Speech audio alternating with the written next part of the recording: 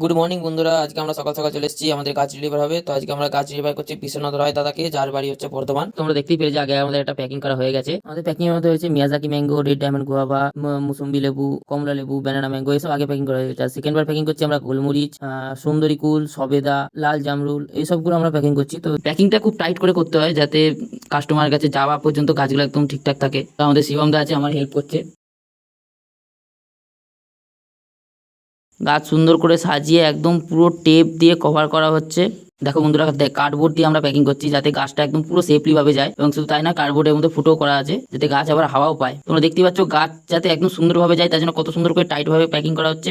আবার এমন টাইট করা হচ্ছে না যে গাছের ক্ষতি হবে, একদম পুরো টাইট প্যাকে, বুঝতেই পারবে না যে এর মধ্যে গাছ যাচ্ছে, এবং গাছ এর মধ্যে থেকে গেলেও কোনো ক্ষতি হবে না গাছের। তো এইরকম গাছ প্যাকিং তোমাদের কাছেও যাবে, অবশ্যই তার জন্য অর্ডার করতে হবে। এবং আমাদের কাছে 100% ফল ধরবেই ধরবে। আর দেখো বন্ধুরা, লাস্ট ফিনিশিং কিরকম দেখতে লাগছে। তোমরা যদি এরকম গাছ অর্ডার করতে চাও, তাহলে আমাদের নিচের কন্ট্যাক্ট নাম্বারে ফোন করো।